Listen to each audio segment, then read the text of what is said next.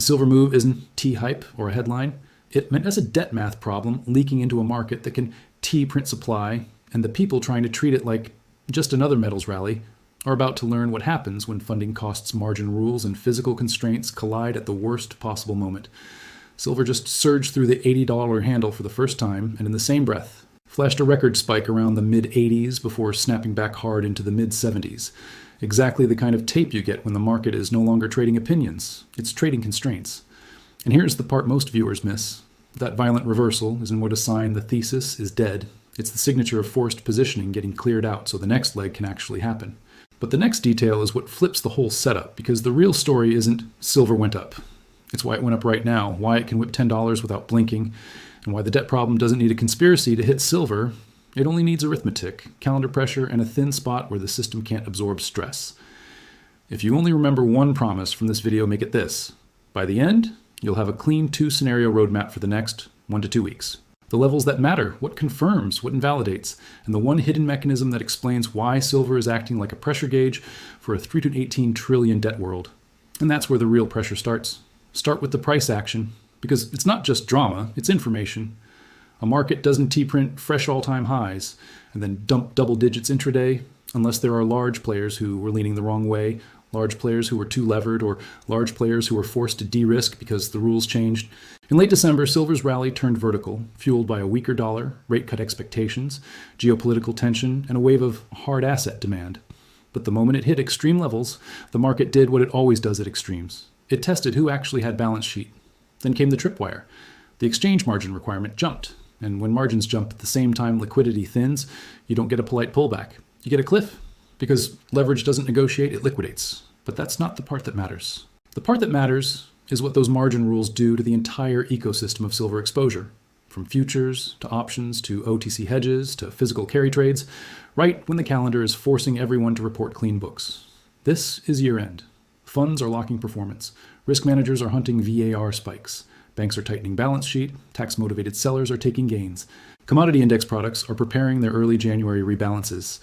And in a market as historically volatile as silver, those flows don't add up. They slam into each other. So when you see silver rip to the high 70s and 80s and then get knocked down toward the mid-70s, don't treat that as a coin flip. Treat it as a stress test that revealed who was forced to act. Because if this one level breaks, the math changes. Now zoom out to the title. The $318 trillion debt problem hits silver next, and math doesn't care. That $318 trillion figure is global debt reported around the end of 2024, public and private. So Donati get hung up on whether a different tracker prints $315 or $320. The point is, the regime, debt at that scale turns small interest rate changes into massive cash flow shifts. When global debt grows, the system becomes more sensitive to funding costs. When the system becomes more sensitive to funding costs, every central bank decision, every inflation print, every fiscal headline, every treasury auction, every credit spread twitch has a larger mechanical impact. And when that mechanical impact grows, capital starts reaching for assets that are not someone else's liability. That phrase sounds philosophical, but it's actually a funding statement. Gold is the classic beneficiary. But silver is where the funding and the physical collide, because silver is both monetary and industrial, both investment and input. And when the world starts to treat debt as a risk factor instead of a background statistic, the spillover doesn't arrive politely. It arrives as a scramble for optionality. But the mainstream story will try to box this into one neat explanation, and that's where you get trapped. One day it's Fed cuts are coming. The next day it's China export restrictions. The next day it's Elon Musk complained. The next day it's bubble. Headlines rotate because headlines sell. Mechanisms persist because mechanisms settle trades. And the mechanism you need to understand is this. In silver, the price you see is often the output of leverage and hedging, but the constraint that ultimately matters is deliverability and financing. Who can hold metal, who can borrow against it, who can carry it through a tight window, and who is forced to puke exposure when the cash requirement rises. That is the hidden detail. It's not they're suppressing it. It's not they can't let it go up. It's simpler and more ruthless. When volatility explodes, the cost to hold the trade explodes. When the cost to hold the trade explodes, weak hands are removed. And once weak hands are removed, price discovery gets cleaner and more aggressive. But the next detail is what most people never connect. The debt problem hits silver through the same channel it hits everything, funding stress on, and policy reaction. Except silver has a second channel, physical supply chain constraints that Don T respond to policy. You can cut rates, you can expand deficits, you can roll debt, you can jawbone inflation expectations, but you cannot conjure refined, deliverable silver overnight. And that's why silver's tape is screaming at you. Now let's break the calendar trigger, because why now is never optional in real markets. Late December into early January is a perfect storm. Liquidity thins because desks are half-staffed and risk limits shrink. Funds want to lock year-end marks, so they rebalance or de-risk even if they love the longer-term story. Banks compress balance sheet at year-end for regulatory reporting. Volatility metrics jump because there are fewer bids and fewer offers. And then the exchange raises margin, reported as an increase of roughly 25% for some silver futures contracts, meaning a trader needs more cash per contract just to hold the same exposure. That's like changing the gravity in the middle of a sprint. If you are running on borrowed oxygen, you collapse. And if enough people collapse at once, price drops regardless of fundamentals. That's not a narrative, that's plumbing. And when the plumbing moves, it moves everything. Futures spreads, option hedges, ETF creation, redemption flows, and the behavior of anyone who was using futures as a proxy for physical.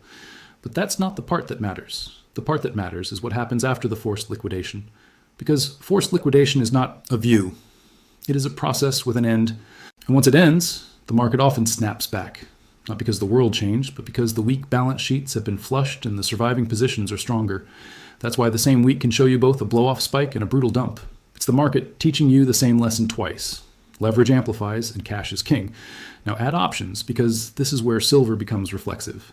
When silver rips, call options go in the money, delta rises, and the dealers who sold those options hedge by buying futures or spot proxies. If the market has positive gamma in certain strikes, price can accelerate as hedging demand chases the move. Then, when the move reverses, those same hedges unwind, and the selling can amplify the downside. That's why you get that uncanny feeling. It didn't just fall, it dropped like a trapdoor. That's dealer hedging dynamics meeting thin liquidity. And the next detail is what flips the whole setup. A margin hike doesn't just force liquidations. It changes the option hedging environment because it changes how expensive it is to carry futures hedges. So the hedging behavior shifts. Participants shorten horizons. They hedge less, or they hedge differently. That can increase volatility, not reduce it. So when people tell you margin hikes cool the market, sometimes they do, but in the short run, they often do something else. They trigger a violent cleansing move that resets positioning. And once positioning resets, the underlying fundamental bid can reassert itself in a more stable way, unless the fundamental story was fake, which brings us to the proof stack, because this cannot be one argument hype. Proof point one is the macro regime itself. The dollar has been weak into year-end, and rate cut expectations are being priced for the coming year, which historically supports precious metals as real yields and currency expectations shift. You don't have to worship that relationship, just recognize it exists. Proof point two is the calendar and market structure. Margin requirements rising into thin liquidity is a classic catalyst for sharp drawdowns, and the tape we saw fits that playbook perfectly. Proof point three is the policy and supply narrative around China. If export licensing or restrictions for silver products are perceived to tighten supply starting January 1st, markets will front-run that risk before the calendar turns, because nobody wants to be the last buyer in a potentially tighter physical market. Even if the details are messy, the behavior is consistent. Markets price uncertainty as premium. Proof point four is vault data and physical custody dynamics in London. The London bullion system is the core physical settlement infrastructure for a huge share of the world SOTC precious metals trade, and recent official vault data showed London silver holdings at the end of November around 187 tons up from the prior month. Some viewers will say, see, plenty of silver. But that's the wrong inference. The question is not total tons. The question is float. How much of that inventory is spoken for by ETFs, by long-term holders, by collateral arrangements, by industrial users' supply chains? How much is actually available at the margin to satisfy a sudden burst of demand or delivery preference? And that's where the real pressure starts, because inventories can rise and still be tight if the accessible portion shrinks. Proof point five is the industrial demand pull that makes silver different from pure monetary metals. Silver is embedded in electrification, solar, electronics, and increasingly the build-out of power-hungry data infrastructure. Industrial demand doesn't disappear just because price is volatile. It adapts slowly, because redesigning products and supply chains is not a 2-week project. That creates a floor of must-buy demand that can sit underneath speculative flows. And proof point six, the one people talk around but rarely model, is arbitrage. Silver is a global market stitched together by arbitrage routes between London and New York, between OTC and exchange, between regional physical premiums and futures pricing. When those arbitrage routes get stressed, because lease rates move, because logistics are constrained, because financing costs rise, the stitching tightens and price can gap. You don't need a villain. You just need a corridor that can't clear as smoothly as it used to. But that's not the part that matters.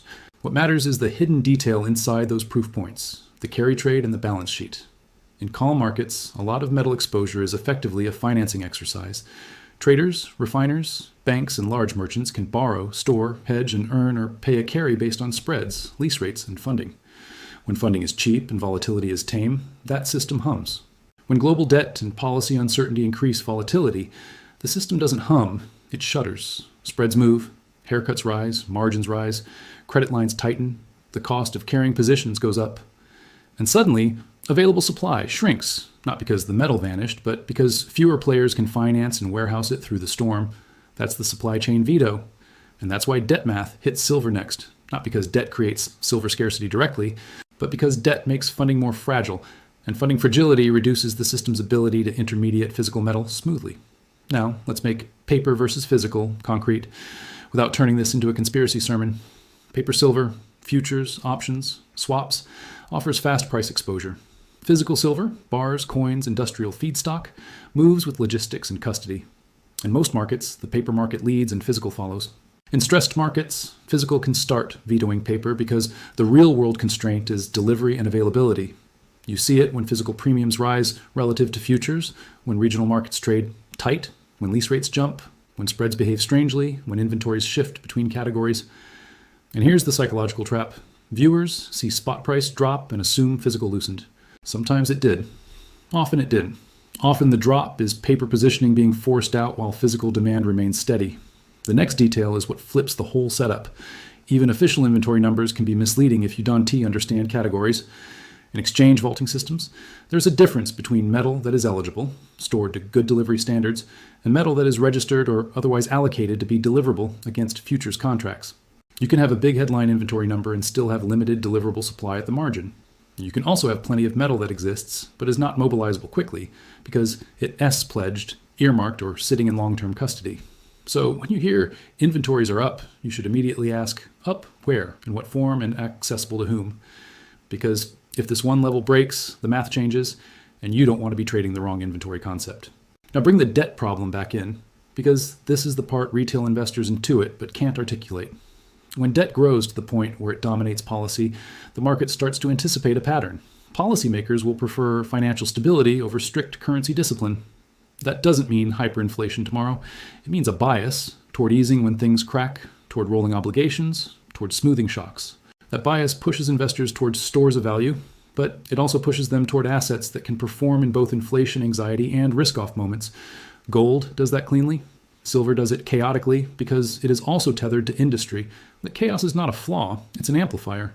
In a risk-off, silver can drop harder than gold because it's treated as a commodity.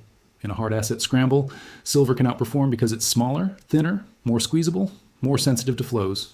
And that is exactly what we'd have been watching. A market that can go vertical and then fall off a cliff because its identity flips depending on who is forced to act. But that's not the part that matters. The part that matters is the institutional behavior that follows. Institutions aren't bullish the way Twitter is bullish. They have mandates, they have hedges, they have risk limits, they have rebalancing schedules, they have collateral needs. When silver volatility rises and margins rise, some institutions reduce exposure not because they changed their mind, but because their models told them to. Others increase exposure because their models tell them to hedge currency weakness, to diversify reserves, to hedge tail risk. ETFs can see inflows when retail and institutions chase the move, and outflows when the tape scares them. Industrial buyers can accelerate procurement if they fear supply disruptions or policy constraints. The result is a tug of war that produces the one thing silver is famous for: violent, emotionally manipulative volatility. And here's your viewer psychology shield, because if you don't have it, the market will use your emotions against you. Silver will try to make you buy highs and sell lows. It will do it with speed, with gaps, with headlines, with intraday reversals that feel personal. The trick is to separate trend signal from noise. Trend signal is structure, higher highs and higher lows over a meaningful window, resilient bids on pullbacks, spreads that support the move, physical premiums that stay firm, macro conditions that remain supportive. Noise is the stuff designed to shake you out. A margin hike, an end-of-year liquidity air pocket, a headline that arrives exactly when price is extended, a sudden $10 wick that triggers your fear response. The market loves to weaponize, I need to do something energy. And the next detail is what flips the whole setup. Volatility can increase even if the long-term thesis is correct, because the path matters more than the destination. You can be right and still get forced out if you re-overlevered or if your time horizon is incompatible with the market's tantrums. So the discipline isn't predicting every tick. The discipline is structuring your exposure so you can survive the whip. That means respecting that silver can move 10% in a day. It means not pretending a single price print is truth. It means watching what the market is forcing participants to do. Because when forced behavior changes, price discovery changes. Now, let's confront the counterpoints honestly, because trust comes from acknowledging what can go wrong. 1, silver could have just experienced a blow-off top in the short run. A vertical move into year-end followed by a margin shock can mark a temporary peak as speculative froth gets washed out. 2, if the dollar stabilizes or rallies on growth surprises or policy shifts, precious metals can face headwinds even in a supportive longer-term regime. 3, industrial demand can be more elastic than people assume if manufacturers begin substitution, redesign, or thrift in response to price. That doesn't happen overnight, but it can cap the move over months. 4, policy headlines like export licensing can be interpreted in more than one way. Sometimes restrictions are narrower than feared and markets can reverse when details emerge. 5, if liquidity returns in January and risk appetite shifts back to equities, some hot money can rotate out of metals. All real. And that's why you need a roadmap rather than a prophecy. Because if this one level breaks, the math changes, and you need to know what break looks like before it happens. So here's the near-term roadmap for the next 1 to 2 weeks, built as a 2-scenario lens. Scenario 1 is the controlled pullback and retest. In this scenario, silver consolidates after the year-end shock. It holds a key support zone in the low to mid-70s. Think of it as the region where buyers previously stepped in, not a single magical tick. It may probe lower intraday because silver loves to scare people, but it stabilizes. Then it retests the breakout region near $80 from below. If it can reclaim and hold above that psychological handle with improving liquidity, that tells you the forced selling is done and the market is transitioning from margin shock to trend continuation. The confirming signals here are boring but powerful. Pullbacks get bought faster, volatility compresses slightly, and the market stops reacting to every headline as if it's life or death. The invalidation signal in this scenario is simple. If silver can hold the low 70s region and starts printing lower lows on rising volume into improving liquidity, that suggests the move was more speculative than structural, at least in the near term. But the next detail is what flips the whole setup. Even in a controlled pullback, you want to watch the plumbing, not just the spot chart. Watch whether spreads normalize or stay stressed. Watch whether physical chatter, premiums, availability, delivery preference remains firm even as paper price cools. Watch whether the market is selling because it wants to or because it has to. Scenario 2 is the continuation squeeze with gap risk. In this scenario, the year-end flush was the cleansing, and the market quickly reasserts the uptrend because the underlying bid is not speculative, it's structural. If the narrative around supply constraints and policy friction remains hot into the new year, if rate cut expectations persist, if the dollar stays soft, and if liquidity remains thinner than normal, early in January, silver can reclaim $80 and then challenge the prior spike zone near the low to mid-80s. And here's the danger. If it breaks above the prior high area decisively, the market can gap because there are fewer natural sellers at new highs and hedging flows can reignite. That's where the real pressure starts, because a break into new high territory can trigger a second wave of dealer hedging and short covering. And in silver, shorts don't leisurely cover, they scramble when volatility rises. The confirming signals in the squeeze scenario are the ones people ignore because they are not glamorous. The market holds above $80 on pullbacks, dips get bought quickly, and the tape shows no time behavior. Price doesn't let you in comfortably. The invalidation here is also clean. If silver spikes above $80 and then fails, repeatedly spending days below it, that suggests the move is running out of fuel and you should expect a deeper reset, not a straight shot higher. Now let's tie the roadmap back to debt math, because that's the spine of the whole story. A $318 trillion debt world creates reflexes. Governments face interest expense pressure. Corporations face refinancing cycles. Consumers face rate sensitivity. Central banks face the stability trade-off. That environment increases the odds of policy responses that are supportive for hard assets over time, but it also increases the odds of volatility and sudden regime shifts. That means the right posture is not blind bullishness, it's conditional confidence. If this holds, then that's likely. If this breaks, then step back. It is the posture professionals use because they know math doesn't care about their feelings. And here's a quick, plain calculation to anchor it. When debt stocks are enormous, a small change in average funding cost scales into a huge change in aggregate interest burden. That burden has to be paid, rolled, inflated away, or restructured. Markets aren't dumb. They anticipate the path of least resistance. And while gold is the primary beneficiary, silver is the leveraged cousin. Smaller market, thinner liquidity, more industrial pull, more susceptibility to forced flows. That's why silver is the one that whips and screams. And that's why the debt problem shows up here as a drama machine. But the next detail is what flips the whole setup. Silver doesn't need everyone to become a silver bug.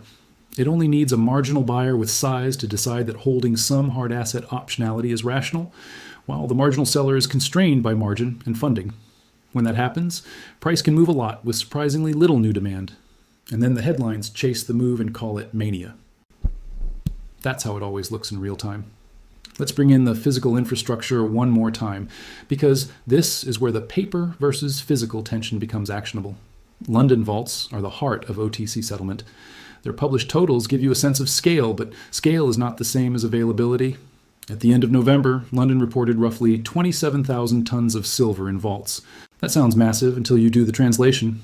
Silver is bulky and valued far lower per ounce than gold, meaning the same tonnage can represent a relatively small dollar value compared to global capital flows. In a world where trillions can move on a policy whisper, tens of billions of accessible metal is not an impenetrable wall, it's a gate. And gates get crowded fast when fear and greed show up together. That's why silver can go from ignored to scarce in a heartbeat. And that's why you should treat the current volatility as a message, not a verdict. The market is telling you participation is stressed. The market is telling you the carry is stressed. The market is telling you the corridor between paper price and physical reality is under pressure. And the market is telling you that the New Year calendar matters more than your opinion. Because if this one level breaks, the math changes. So what should you watch next week, concretely, without turning this into a prediction cult? Watch whether silver can stabilize above the mid-70s region after the margin shock. Watch whether $80 becomes a magnet again or a ceiling. Watch whether the prior high zone in the low to mid-80s is being approached with controlled volatility or with frantic spikes. Watch whether the dollar stays weak and rate cut expectations remain supportive. Watch policy headlines around export licensing and trade friction, not for drama, but for how markets respond. A bullish market shrugs off bad headlines and climbs a wall of worry. A tired market uses headlines as excuses to dump. And watch your own behavior, because the market's most reliable edge is not insider information, it's emotional manipulation. If you feel urgency, if you feel panic, if you feel the need to do something because price move fast, that's your signal to slow down. Your job is not to win every tick. Your job is to stay solvent, stay rational, and stay aligned with your horizon. Silver can whip around violently even if the thesis is correct. That sentence isn't a disclaimer, it's a warning label. And it's also empowerment, because once you accept that volatility is part of the process, you stop letting it control you. Now, there's a final revelation you need to carry forward, because it exists the one metric people ignore when they stare at spot charts: the cost of leverage and the willingness of intermediaries to warehouse risk. In calm regimes, intermediaries smooth everything. In stressed regimes, intermediaries pull back and prices gap. When you see margin hikes, when you see funding stress, when you see year-end balance sheet compression, you're watching the intermediaries step back. That alone can create a vacuum where price moves are exaggerated. And when the intermediaries step back at the same time physical uncertainty rises, you get the kind of move we just saw. Silver isn't going crazy. The system is showing you its constraints. And in a debt-heavy world, constraints are the real drivers. If you've stayed with me this far, you're already operating differently from 90% of the crowd, because you're not trading a story, you're tracking a mechanism. Keep it that way. Keep your eyes on the calendar, keep your eyes on the levels, keep your eyes on the carry and the plumbing, and keep your mind protected from the emotional whiplash that silver uses as a weapon. The community that survives these regimes isn't the loudest, it's the most disciplined. So if you want to be part of that group, stay close, compare notes, and keep your process sharp. Because the next 2 weeks are exactly the kind of window where the market punishes improvisation and rewards preparation.